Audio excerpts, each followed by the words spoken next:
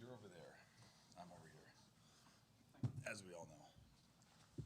Hi, guys.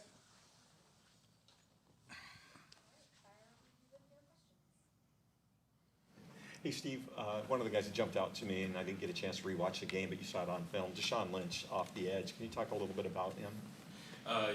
Yeah. I think all those guys played really well in the game, all the edge guys. But yeah, getting them here from in the transfer portal from Sac State with Cam Broussard was good for the defense, and yeah, it's definitely made an impact. Was that a guy you might have noticed previously when you're scouting guys like Marte Mapu? Not really, no, to be very honest with you. I wasn't really looking, though. How long did it take you to figure out when you got here how good Zach Durfee was? Yeah, it didn't take too long. I mean, I think he's a really good player. I think he could get a lot better, just like everybody else. He's got a long way to go, just like everybody on our defense. But yeah, he's a good player. Best attributes? He's big, he's physical, he's smart, he's tough, he's dependable, and he's a good player. Brennan, what have you seen from Maximus McCree? What kind of growth have you seen from him just over the course of fall camp? Yeah, Max had kind of been out of football for a little while, and so there's just some the basics getting back into it, strength and speed and size and all that. But he's done a fantastic job learning the system. He's a kid that is really important to him, so it's cool to see that growth and development. Coach Carroll, can you talk a little bit about the interaction between you and Coach Fish on that fourth down call and deciding to go for it? No. I can't do that. But yeah, there's a lot of the only thing I'll tell you is that we got a great set of coaches, and we're going to work together and make great decisions. Steve, two games. I know Jed had said that he actually talked to you going into that and said, hey, do you feel okay with us going for this 4th and 1, given that it could be your defense going out there? What was that interaction like for you, and what was your response to that situation? Yeah, I mean, he's a head coach. He can do whatever he wants, and I have his back no matter what. So whatever the head coach wants to do, I support it 100%. And yeah. Steve, 2 games in, what have you learned about your defense, and what questions do you still have about them? Yeah, I mean, I guess I've learned that, these guys play hard. They compete.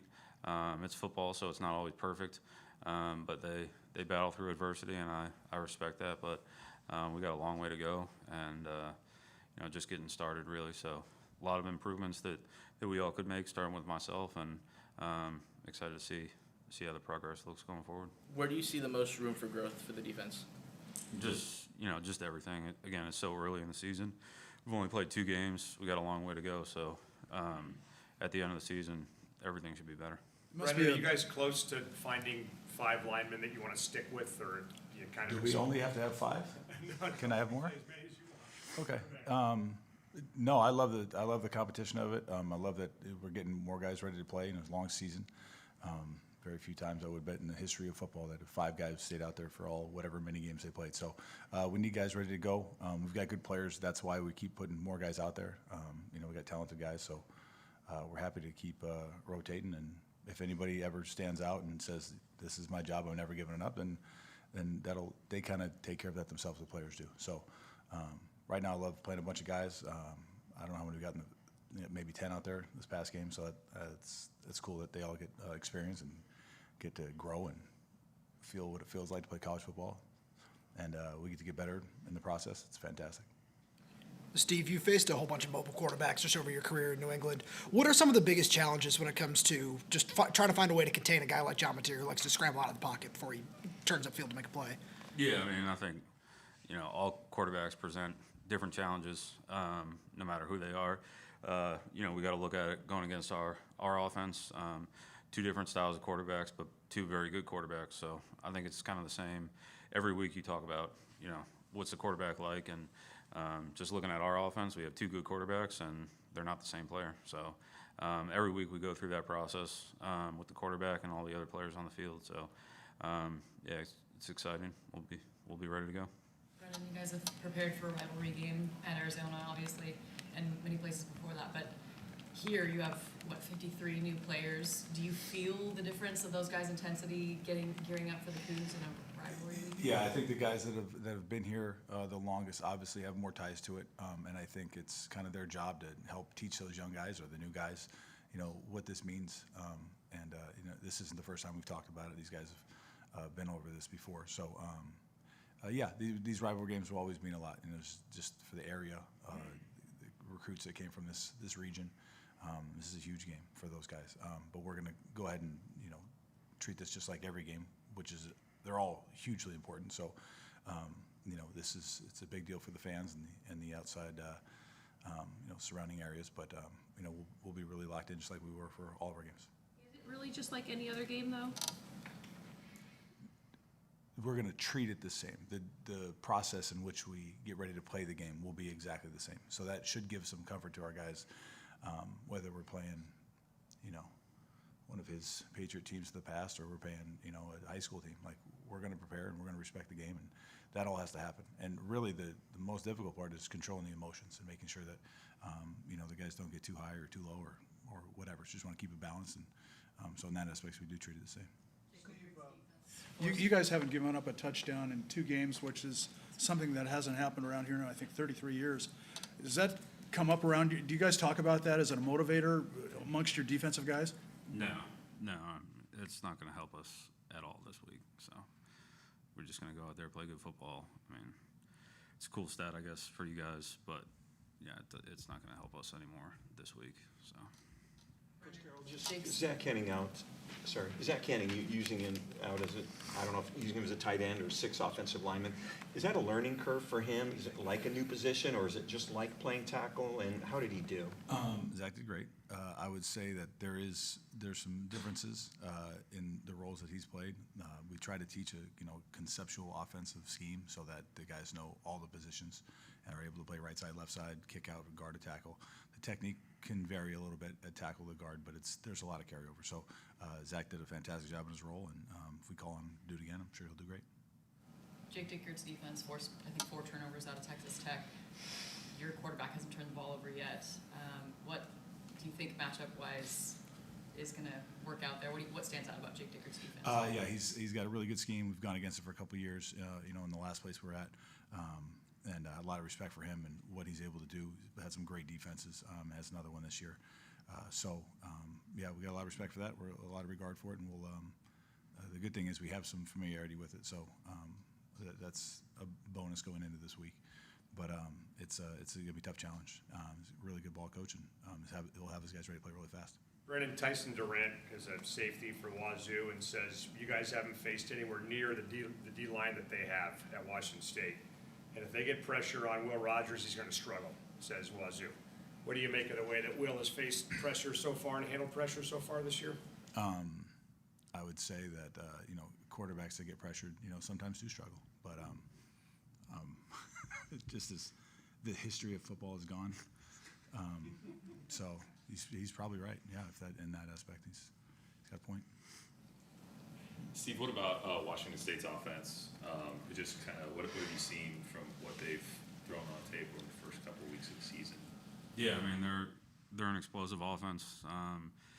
Just in like 20 seconds they go up 14 points, which it's obviously a team game. So what they did on the defensive side of the ball helped them, and then they took advantage of it. So I mean they put up points in a hurry there, and then at the end of the half scoring the drive there. But they do a lot well. Starts always with the quarterback. Always starts with the quarterback, and then from there to the other 10 guys on the field, they do a lot well, present a lot of problems, and we'll have our hands full. For either one of you, I got an email this morning wanting me to ask you a question. Steve, with your dad doing an NIL event for Montlake Futures, either one of you buy a ticket or a table? Yeah, I'll take that one. It's interesting that we're talking about emails. I love it. I didn't get any emails this morning. I didn't get one. I didn't get an email. So we didn't get invited to that. So a little upset about that. We'll start there. I like to hang out. So I won't be there. yeah. You wouldn't pay $25,000 to hear your dad talk? No. I'll chip in. I guess we can spend our money a bit better. After. Yeah. Brandon, you talked about the offensive line and said the players will tell you, right, what that rotation should look like, and if anybody grabs a job, they grab a job. Do you feel like there's any one player that has secured their spot yet on that offensive line? No, but there's guys that have earned, definite minutes and reps and plays. And I really like the way that they're working together. Even when new guys come in, new spots, it doesn't feel like it's it's a big variable. Those kids are doing great. They communicate really well together. That's been a huge emphasis from when we got here, communication. So I appreciate that they've been able to function in this manner. So Who are the guys that have stood out the most to you on that line? they're all doing great. No, it's the cool part is it feels like a group. It doesn't feel like a bunch of individuals. So, it's a challenge sometimes, but because they're so tight knit and they're linked together, it's hard to single them out, man. They're playing well together. Brennan, what does Denzel Boston do to impress you when you guys first got up here, and how's he developed since spring?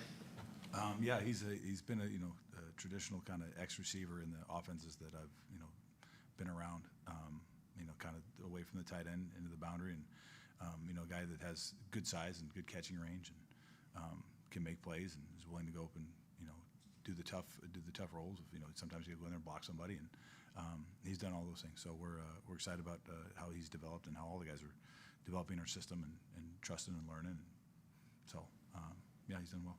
You had a lot of expectation for a guy who came into the season with 7 career catches. I guess, how did you see him deal with maybe some of that pressure of following the Romes and the Jalen's?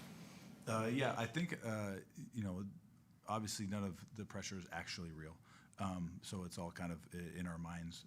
But, that can be something that starts, kind of at the beginning of camp. But I think just going through camp and then getting into games and stuff like that fades away, if that was a thing. So he's done great in his role. He's gotten better from week 1 to week 2, which is all you can really ask, as a bunch of our guys have. So he's in a great spot.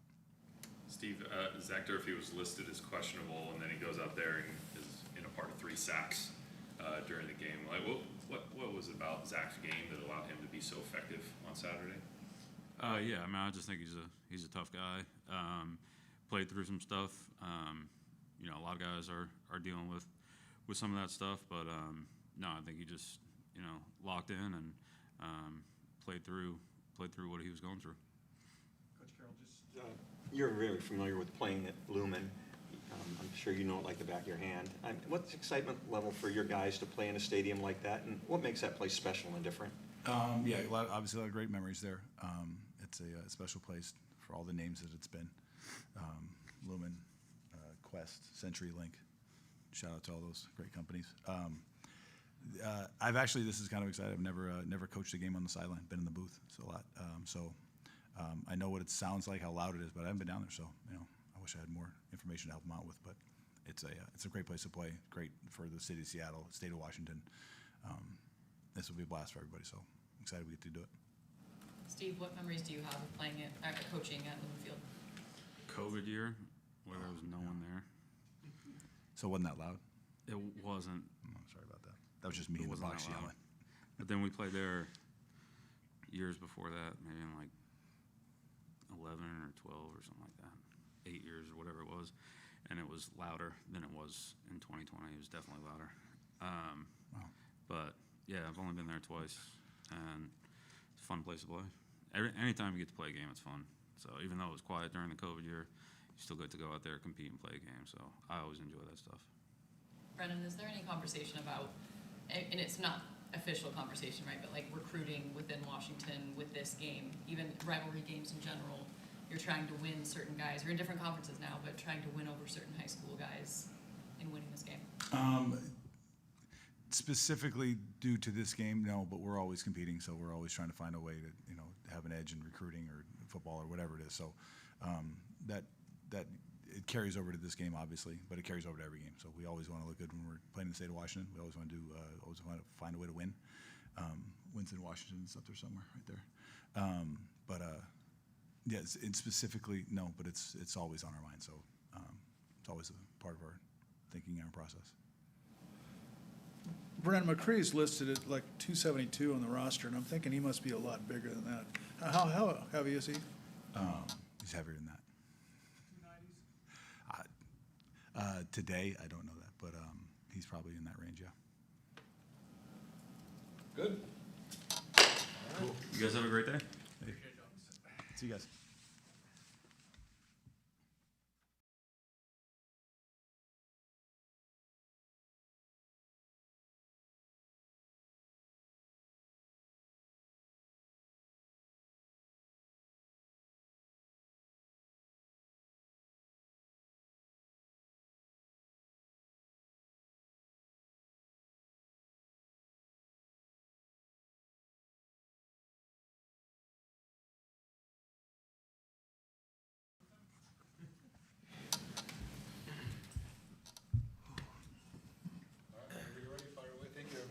Carson, does this Apple Cup feel different to you? Same question for Denzel. I mean, a lot of Cougar fans just feel like it doesn't feel the same, and should be in November, it's in September, it's not a conference game anymore. Do you kind of feel that the buzz is still there for this like it always is? Yeah. I mean, it's still a rivalry game. I'm looking forward to playing in it. Obviously, there is the difference of not playing at the end of the year, playing at week 3 this year. But, I mean, the intensity is still there. And, I mean, we all know it. So we're ready to kind of bring it this week and prepare the best we can. Denzel, how about you? Yeah, I'm a younger guy, so, it's only my 3rd Apple Cup, but definitely watching it on TV and stuff like that, and now seeing that's going to be played at Lumen is a little different. But I feel like Carson was saying, like, the intensity is still there. Everything's still there. It is still a rivalry game, so, I think we're just ready to attack this thing. But isn't it a little bit different because this game used to have mostly Washington guys on both sides, majority on the lineups, and I looked at the 2 deeps last night, there's just a handful of guys, and you guys are 2 of the few starters that are from the state, so it's almost become like a regular football game in some regard. Yeah, I could see what, that could be the case for a little bit. I mean, definitely throughout this offseason and then kind of coming in, especially into this week, I mean, we've kind of harped and we've talked about really the importance of this game. And, I mean, obviously there's a trophy with it, so obviously there's a little bit, you could say, more significance in that. For us, though, kind of coming into it, we're going to treat it as another game and try to go 1-0 this week. So you had to explain the game to most of your teammates? For the people that don't know the full history of the rivalry, I mean, especially new people coming in, that was a conversation to some of them, but they caught on pretty fast. Carson, looking at Washington State's quarterback and what he did last week, how much does chasing after DeMond Williams prepare you for that? I mean, DeMond's bringing challenges left and right every single day we go against him. I mean, he's a talented quarterback. And then watching film on the Washington State quarterback, I mean, he's a great athlete, good thrower, good runner. So I'm looking forward to playing against him. Carson, how did you explain, what this rivalry means to people who don't know? Like, how would you explain it? It's hard. It's hard to explain because obviously there's the Apple Cup and then there's the other rivalry we have against the team down south. So it's kind of different in a way, but I mean, I just tell everyone just look in the case. We're in here every single day for our team meetings. It's something that I look at every single day, and it means a lot to me. I mean, I've grown up a Husky fan. I've been at almost every single Apple Cup I could have attended. So it's one of those where it means a lot to me, and I kind of just tell everyone about that and just say, hey, look in the case, and we got to make sure that trophy stays there. For both of you guys, as local guys, what's it going to be like to play at Lumen? I think it'll be cool playing on an NFL stadium. We did a lot of that last year, but, playing on an NFL stadium is always different. You got different numbers and hashes. So I think being able to play on that and, get the feel for that would be really cool. Yeah, I'm looking forward to it. I mean, Lumen Field, it's a great stadium. I've been to a Seahawks game before, so I've kind of got to watch the Seahawks play there. And, I mean, I know it's a great atmosphere to be in for sure. Carson, your 4th down stop in the first quarter against Eastern Michigan. Can you kind of break that play down? What did you see? What happened? Yeah, I mean, we had our specific play, and really it's just one thing we kind of harped on all week is just do your 111. There's times where in week 1 against Weber, I feel like just kind of like the newness of the season, the newness of everything, people went out there and, I mean, I feel like we played well as a defense, but there's a lot of areas that we could have improved in, and one of that is doing your 111, make sure you just do your job, because if you do your job, then I'll allow other people to make plays, and if you continue to do it, then plays will eventually come to you. So on that play, I had a specific job, and that was kind of coming up into the A-gap. The running back motioned out, and I knew they were in 5-0 protection, so I knew I could be scot-free. So I was kind of getting a jump on their snap count early on and just kind of seeing the tendencies that they had throughout that drive. And it was something I felt confident in jumping it, and obviously it worked out because I wasn't offsides, and the quarterback and then threw it up. I was able to kind of disrupt that, and then we had great coverage by Thad in the back of the end zone to really break it up and end that play for us. Is it a badge of honor for you that your defense hasn't given up a touchdown yet? That hasn't happened since your dad was on this team, even though he was an offensive player, of course. But do you guys talk about that you haven't given up a touchdown in 2 games? Yeah, it got brought up in a team meeting, and it's something where it's not as much of, I feel like, kind of praising us as much as more challenging us. It's one of those where we kind of look at it, we're like, all right, like what you were saying, like the defense here hasn't done that in a while, but can we continue to do that? Like that was the challenge that was given to us, and that's something that we're gonna really be preaching this whole entire week is, hey, like it's been 2 weeks, like it's gonna be a long season, and I mean mistakes are gonna happen, touchdowns will get scored on us eventually, but really just kind of going out and really just focusing on our job and doing the best we can. Denzel, what do you think of Will's performance as a quarterback through the first couple weeks? Now we're seeing him live in a game. You know, I think he's living up to what he's been doing in practice. You know, he's doing this, making the same plays in practice. You know, Will's a great quarterback, and the touch that he puts on the ball is real nice for us receivers to be able to adjust to certain balls and stuff like that. But I think his performance has been great. I think he's been doing his thing. I think he's been putting on a show for the Husky fans. So, I mean, there's not really much else to say about that. Denzel, anything pop up in film or meetings in terms of not scoring in the first quarter of both of the first 2 games? I know it's a storyline that's been beaten a lot, but yeah, you know, I think it just comes from just being a new offense together and stuff like that, you know. And we know what we're focusing on right now is really just starting fast, making sure that we come out the gates firing. We have had a habit these past 2 games of like kind of easing into it, and that's one thing that we're going to harp this week is making sure that we can come off explosive and make something happen. You guys feel like you're both kind of still learning the playbook compared to what it was a year ago, or are we kind of past that at this point, you think? I think we're pretty past that. To be honest, at least for me, I could speak for myself on this because it's been something where obviously when Steve kind of came in, we were able to meet with him early, and he kind of instilled, all right, like this is what our defense is going to kind of look like, and it's not the Patriots defense, it's not an NFL defense, it's not this defense, it's the 2024 Husky defense. And it's something that has adapted and changed throughout the time that he's just been here because of the personnel and the players that we have on defense. And he really tries to find a way to utilize us in the best way possible. And I feel like he's done a good job, and I feel like the defense has kind of showed that for through the first 2 weeks. So now it's just kind of understanding more, all right, like, in this look like more technique-wise and just kind of like little minor fixes. But overall, I mean, I feel like we're not really having to continue to learn it, yeah. How about you, Denzel, for offense? Yeah, no, I personally think that eliminating the signals and stuff like that has definitely made the offense easier to understand. Learning based off of concepts is different than learning off of signals and trying to transmit that into routes, you know. So I feel we're very past that as an offense. Everyone quite knows their job very well. Now it's like Carson was saying. My bad, bro. But, yeah, no, just like the techniques and the different looks we're going to get and how to get open in those certain looks and what different things the line needs to do in certain looks and stuff like that is really our main focus of the offense right now. Denzel, you guys had kind of a big 3 set of receivers last year. Are you kind of working your way into that now because Giles has got 18 catches in 2 games, and you've got more touchdowns on this team than anybody else, I think, and Hunter was the hot guy, you know, against Eastern. Are you kind of creating the same thing like you had last year? I completely believe so. You know, a lot of people kind of just thought it was just Rome, JP, and J-Mac out there, but at the same time, you know, the guys under him, me, Giles, you know, Jeremiah was a transfer. He's a 1,000-yard receiver, so he, you know, his resume speaks for itself. But I think, you know, us being able to be under them and, you know, learn from them and stuff like that has now elevated us. Not only that, being able to carry on kind of what we had last year.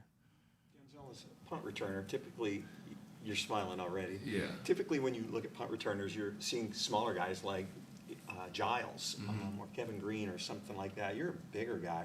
Is that something that you volunteered for, or did they just put you out there because you got sure hands, or talk a little bit about that? Yeah, so it was really last year against Michigan State. That was my first ever game being a punt returner.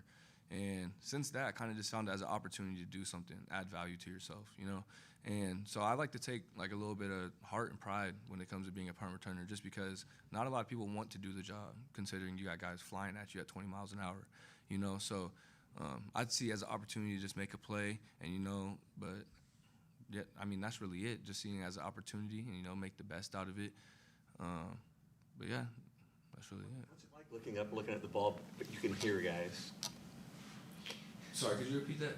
What's it like looking up at the ball, but you can hear and feel guys coming at you? And It's for sure intimidating, but having a team that is going to block for you and give you opportunities to be able to catch that ball and make a play off that ball is really what it comes down to, having the trust in your guys that you're not going to take a shot for no reason.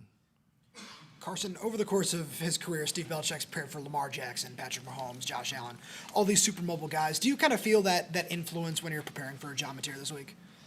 I would say a little bit. We kind of went over.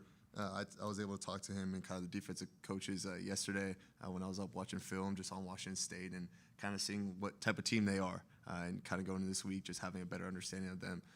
But I feel like the biggest thing with him is like he's been around the game for a while. He's been able to call plays for a while, and it's something where I've put now my full trust in him, in his play calling and ability and the schemes that he's implemented into our defense.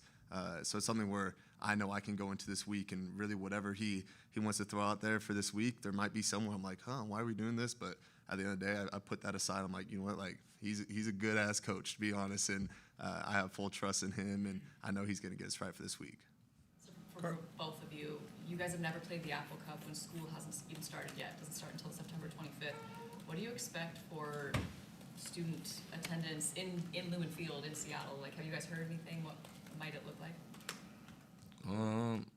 I think it's going to be packed out, honestly. The students are definitely going to show out, and it's not just going to be for our side. I think it'll also be for their side, too.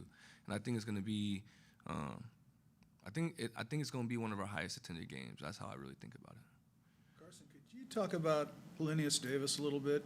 I watched him last year, and he came out injured, kind of out of shape, looked like he was homesick maybe, and now he looks like a completely different guy. He's just cut, and he made a huge sack on Saturday. Talk about what he's done in a year's time. Yeah, first off, he's a great player. He's someone that I love playing behind, having him on the D-line, but he's just an even better person. Really just taking away the football part of it, just being able to sit down, talk with him, hang out with him, even outside of football. When you really get to know him, he's really a top-act guy and a great guy, but when it really coming down to football, like he grinds, and obviously that injury and kind of coming back and really being, I would still consider him as kind of a younger guy on this team, and he's really taking the challenge. He's like, you know what, like I'm going to come and I'm going to step up, and I've shown it, and he's shown it, and I've seen it throughout all fall camp and then really coming into this season as well. So he's someone I trust up there, giving the calls to him, the fronts, like he taps off and he knows what he's doing all the time. And obviously that last game with that sack, the move that he had, the little swim move on the center, it just shows his ability and what he can really do for us. Has he told you how weird his hometown is? No. He lives in Minnesota, but it's a suburb of Fargo, North Dakota. Wow. Not too sure, yeah.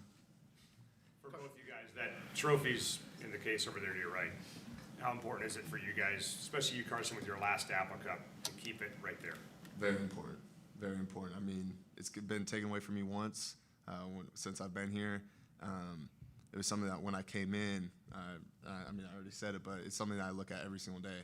We have a team meeting, and I won't forget the moment when it got taken away from us, and kind of sitting here for a whole entire year looking at that empty case. It was not fun for me. It didn't sit well for me, and then when obviously we were able to get it back and then keep it last year as well. So kind of going to this game, it's a big game, and you could say it's another game, and it really is. By the end of the day, there's a trophy with it. People call it a rivalry. It's the Apple Cup, all of that, but that trophy means a lot to me. The history between these two teams and all of that. So being able to keep it there is very important to me. Denzel, how about you? Well, for me, I say, I've never not seen the trophy in the case. So, it's definitely a personal thing. Like, I don't want to see it empty. I don't think Carson wants to see it empty on his last year especially. So, that trophy is real special to us. And, like he was saying with the history and everything behind it, our plan is definitely to keep it here. Do either one of you guys have friends over at Washington State that you're going to be playing against? Oh, yeah. They talk to me all the time. And I tell them, while I'm here, we ain't losing no Cougs. It's a bold statement, but I'm going to put it there. Carson, you mentioned that loss. Does that still kind of sting today, that what Delora did on that field? Does still kind of you carry that with you just a little bit? A little bit, yeah. Obviously, they made their statement. They beat us fair and square that year. I congratulate them on the win. They played a good game, and I mean, obviously it was a rough season for us and it was a rough ending, but it's something where it almost kind of drives me to continue to get better. And every time we've played them, just kind of remember that moment. It brings that extra aggression, that extra passion to the game when you think about it. And I know Delore, I mean, he did what he did. I know he did apologize even after, and I mean, he's a great guy as well, class act guy. So obviously I know it wasn't meant out of any harm or nothing like that, but I mean, there's just a little something else to this game and to this game coming up between these two teams. Carson, what was it like to see Brian get the forced fumble the other day for your guys' first turnover of the season? It was awesome. I mean, he's been putting in work since he's gotten here. He's a great guy. I love being in the room with him. I love playing with him. So being able to actually be on the field, what happened, actually I missed picking it up too. I kind of slipped and fell over it, but Cam was able to get it, and I mean, I was celebrating, and I mean, I was happy for him. It's been something that we've been talking about for a while is like who's going to get that first turnover. I kind of challenged myself. I wanted it to be me, but I mean, I'm even happier that it was him because he took that opportunity and he hustled to the ball. Like he was on the ground at the line of scrimmage when the quarterback was running, and he traced him down and was able to pop the ball out. And those are huge momentum changing, really plays too. I mean, because it allows our offense to go onto the field and really kind of take that momentum with them and drive down the score. All set? All right. Thanks, everybody. Thank you, guys.